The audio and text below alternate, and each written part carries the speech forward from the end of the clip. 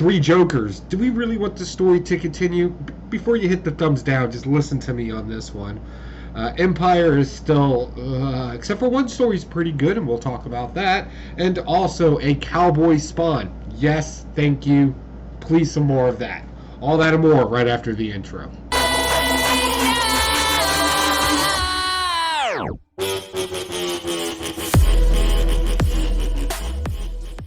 What's going on, you wonderful weirdos? I'm Pocan Joe, and as always, you're pretty cool for swinging by. If this is your first time to the channel, basically I read a bunch of comic books from Wednesday to whenever I can get them done, and then I give a review on them, and I say really sarcastic and sometimes even mean things about them. Other than that, I take awkward sips of coffee. So without further ado, let's jump into it. So this week in DC, what we got is we had Spider-Man and Superman. Now, I always hear a lot of people say, these don't rate comic books the way they used to. Well, if you want a comic book that read like something from the 80s or something along that, Batman and Superman was definitely the story with the superhumanite story. Of course, they defeat him, and we thought the Atomic Skull was dead, but apparently he's come back to life. And we got a little inside story where he's been lately. Apparently, Robin's been keeping him prison over there in Teen Titan Tower. Did I say that right? I said that right. Over there. So what is that going to turn into? Because now Superman and Batman are extremely curious about this. And by the way, I know they're not the hottest comics out there, but look at that cover. You can't beat that. Next, we got Batman, and that was Batman. Batman and Superman. That cover is what I meant to hold up. Next is Action Comics. So Action Comics is dealing with the whole House of Kent thing right now. And if you don't know, basically Superman gets all the super people together. That's Connor, his son, and now Supergirl's joined into the fight as well to meet the Invisible Mafia. It's a fun story. It's fun. I don't need to know a whole lot about the FBI raiding the newspaper there, the Daily Planet, or anything like that. Nobody cared about that story. We want to see some more, basically, the super family just flexing their muscles and get ready to drop some bodies in this. But not Oprah Winfrey, because she looks like Oprah Winfrey, has a plan. And it involves the Red Cloud, which has been kind of a cool villain, but been holding back. The same way that Superman does, only she's a villain, so why hold back? That part didn't make sense to me, but for the most part, it's an okay read.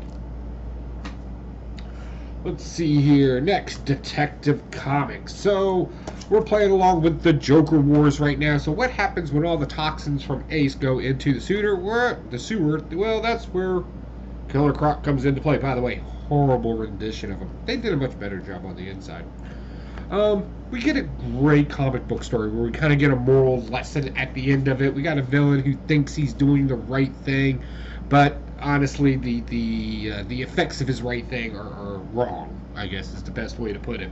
This is interesting, but not necessary to the whole war scene. We did get a quick spin on a couple of new characters in here that we've never seen before, but they were pretty much dispatched pretty quickly. I don't know if this is really going to turn into anything in the future, but for the most part, it was okay.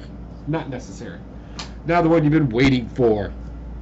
And the one I'm genuinely worried about. You'll notice you get a little card with it too. We've been calling it the VJ card because it says VJ on it. The lighting in here is horrible.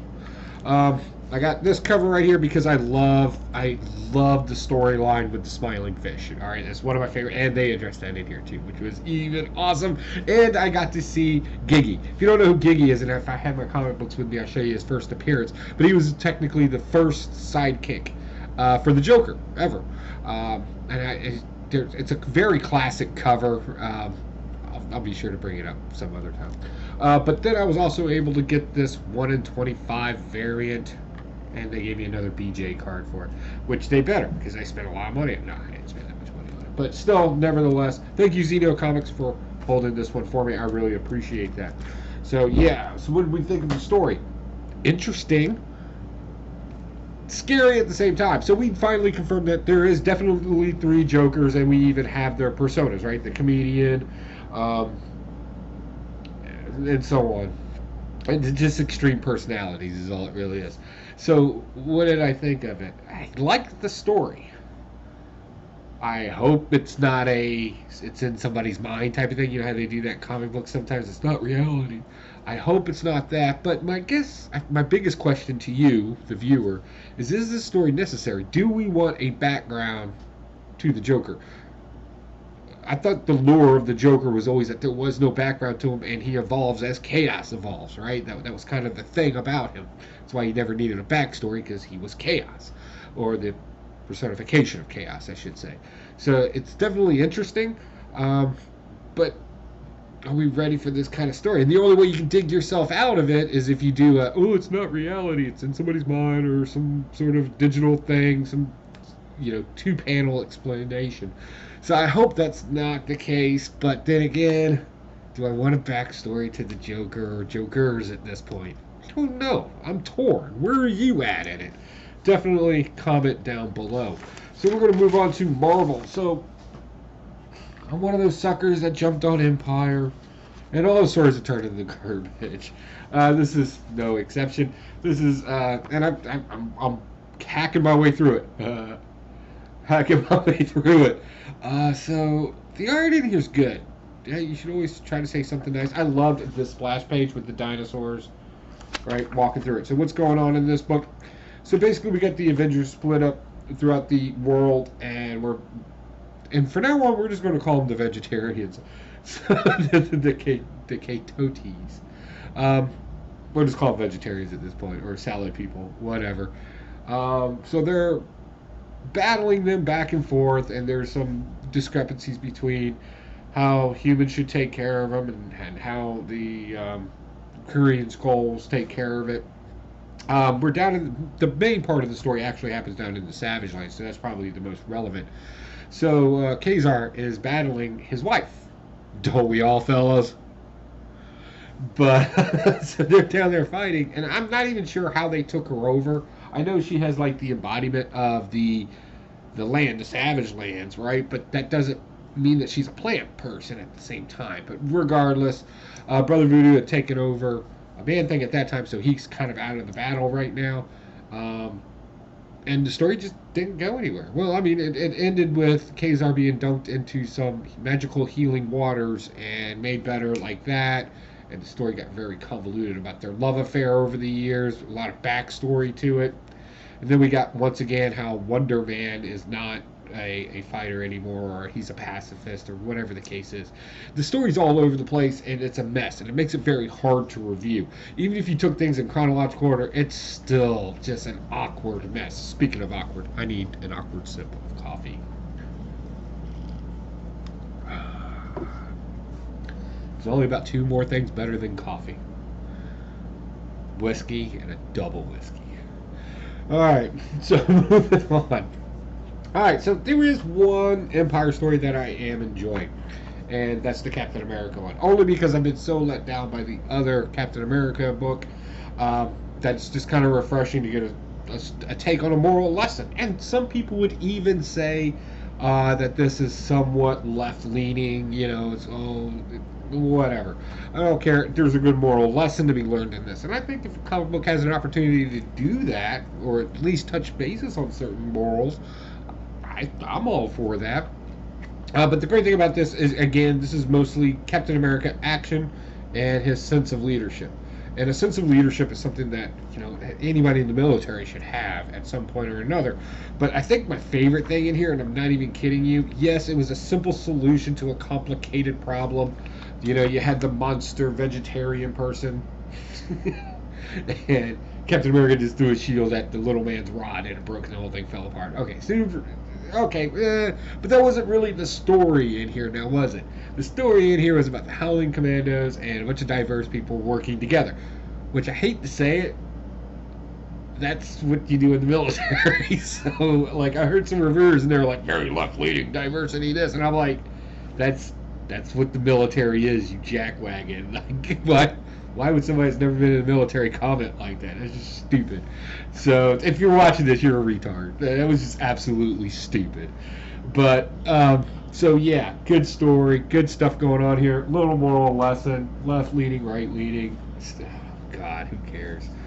Next, Amazing Spider-Man, number 47. So I'm enjoying this because this actually plays on a very good concept of taking somebody's sins away and them becoming different, if that makes sense. See, I've always thought sin, and I don't want to get too deep into this. So we'll kind of touch over it, and I'll let you argue about it in the comments. So I thought sin was the something you've done that you know was wrong by whatever religious fraction that you believe in, and so it's more of an after effect than a before effect. So let's say I went in and I took all your sin away, right? That doesn't mean that you wouldn't sin again or that you would even be regretful of that sin, right? That's where ethics come in and morals come in and a sense of direction come in, right? So I think it's playing a little heavy on that, but regardless, I still like it, and it's a great concept, and it's a perfect book for young people. So as I'm reading through this, we come to find out that the Sin Eater's big thing is well, he's just amassing an army. All this sin that he's been taking away from people, they've been quiet and humbled, and they're in insane asylums being well, it's time for action. So he snaps his fingers, and everybody's like losing their minds, and it is awesome. So Amazing Spider-Man story definitely picked back up, and we keep getting more hints about Kindred in there. There's a couple of Easter eggs in there if you missed them. All right, Spider-Man New War. I really like the idea of a 1940s Electro with a handlebar mustache. That's really good. So this is a detective story, and it's a spy story at the same time. And you know what you need in a spy story? You need the double cross. Every spy story, watch every James Bond movie. There's always a double cross, and we get one in here. And it's the person that hired him, which is kind of weird. She's a Nazi. Got a lot of Nazi stuff in here. And we got a lot of people taking down Nazis, which is cool. And again, with old school Electro and this kind of art that they got with those heavy blacks, grays, shadings in white, every now and then something's red. It just looks really, really cool, for one thing. It's just great art in it. So definitely, and plus you get to see old cars and stuff like that from the 40s in here. I always like that kind of stuff. All right, next, Fantastic Four. Number 1, Antithesis. So Fantastic Four is a family. We constantly get beat up that they're a family, so we get to see like family issue stuff all the time with all these random people living in a house. Okay, fine, great, got you. Comet starts falling to Earth. Reed Richards is distracted as always, but he's got plans. Blah blah blah. They're gonna figure it out. Boom! It's the Silver Surfer, and something is coming. We've been hinting at something huge, cosmically huge here for a while now. The Dark Winter hinted at it too. Your universe is destroyed. He said that several times. So this is kind of the launch to it. So did anything important happen in here? Nope. It was the weakest lead-in to a storyline that I've ever seen. Hey, the Thing and the Torch like to play pranks on each other. Just in case you don't know who the Fantastic Four are, let's tell you one more time. And that's your storyline in here. This is just, whatever. Alright, moving on. Let's see here. Daredevil. Bruh. So I saw Daredevil 1, and of course, I didn't see the annual on it. So I thought I was picking up on a new storyline. I don't read much Daredevil. I haven't read much Daredevil in the past. Definitely check out my other videos below so I can get some more views. But I haven't checked it. So, of course, I was looking and I just glanced and it's like, oh, okay, number 1, I can pick up on the storyline, see what all the hype is. I read it and realized, yeah, I'm kind of out of it. But the great thing about this annual is it kind of catches you up and you get some sense of what's going on, at least stable enough to where if you want to follow the storyline now, you can at least understand it to some degree. Matt Murdock has a twin. But he has no past because he's actually a clone. So he gets a wishing stone of some sort and wishes some sort of backstory, and all of a sudden his entire history, he's been a twin of Matt Murdock the entire time. But he's kind of the shady criminal one. Yeah, he's the shady criminal one. And they're family. So, not an overall interesting story, but great concept. Would have loved to have followed this, so I missed out there. Alright, last but not least, my indies this week. So, weird stuff. I've never heard of this before, and I didn't realize it was a political satire. And it's not just geared towards one individual, right? It's kind of just making fun. It's satirical about our culture and society, and it's kind of dealings with politics, right? So what do you do to even exacerbate that even more? You throw in what is known as a rogue character. And so I picked up Bomb Queen. First off, I didn't know that there was like 4 or 5 volumes of this. It's ridiculous. I'm reading it. It's over sexualized. It's a satirical look at. There's literally a character in here called the White Knight. And guess what? He's a white guy. He's trying to save everybody. They poke fun at the president. They poke fun at just about anybody and anybody they can in here, and it's funny. But normally this isn't my kind of reading. I generally try to stay out of politics as much as I can because they're both wrong, both sides. All right. Next, The Boys, Dear Becky. So I'm really liking this. So basically, the setup for most of these stories have been a little bit of Huey reading, the butcher's diary. Then we get a story from it, and then we kind of have the end scene where we're back with Huey trying to interact in his life in some way. In this, we get kicked right off to where we left off, where Billy the Butcher has got to take out a bunch of the not Thor gang, right? It's basically a bunch of Thor knockoffs, and they're going to mess him up. And I was really excited to see how he's going to get out of this one. And the female pops in and basically just lays waste to all but one. And Billy basically tells this one, who's been an informant of his for a while now, yeah, that was your one. Now go get me this information. And throws a tracker on him. We get a little bit more insight on the inner workings of the Colonel and the entire crew and how they work together. And we get set up for the next story. And then we get the end scene with Huey, who's just reading it at the end of it. These are great stories. I'm starting to wonder, why are we getting the Huey stuff? Like, I get he's reading the diary, right? And that's kind of like the narration of the story. But is it really necessary? Can't we just cut that out and just have it like files? The Boys, the files, instead of a Dear Becky thing. I don't know. Also, we get our mushy moments in here too. That's not unfamiliar with Garth Ennis when he writes. We get, Billy's love life with another person, and it's okay. A little unrealistic, but it's okay. Next, yeah, so I kind of fell off Spawn there for a while, and apparently I kind of jumped back on board at the wrong time. The solicitation made it sound like we were starting a new arc. Apparently this arc started a little bit ago. But seeing a cowboy Spawn is really cool to me, and also realizing that there's other Spawns out there with different timelines, or whatever we want to call that, or whatever they're calling it in this book. I don't know. We see modern day Spawn, and that was kind of boring. But this cowboy one, I really enjoyed. I thought it was fun. Nothing really deep about it. Well, I mean, Man's Own Hell. That's been written, published work for a long time. I guess that could be it, since they're the Spawn of Hell. But other than that, this is just a good cowboy story, and I really liked it. So, but am I picking up more? Probably not, because I would have to go pick up the other issues, because I still had a lot of questions in this one. I don't know. So, what did you read this week? And more importantly, what did you think of it? You should always have a platform to be able to say that. So comment down below if you read anything and you were just like, man, this thing was garbage. You can throw it in there. Or if you're like, dude, you seriously need to read blank, definitely comment down below. Sorry for the old intro. Unfortunately, I am moving, and we're having some things done to the house so that we're moving into. So the cool thing about that is we're going to be doing some things here on the channel that are going to be slightly different. We're going to be doing some things in a workshop, and we're going to be doing some things in an office, and we're going to be doing some things in my collectibles world. Me and my wife's collectible roots. My wife collects Pops, so you might see one of the backgrounds like every other YouTuber with a background of Pops. That's my wife's call, I guess. I don't know. All right, guys, I got to get out of here because I got to do some moving, and I might actually get some work done today. So, talk to you later. Oh, before I forget, I always forget.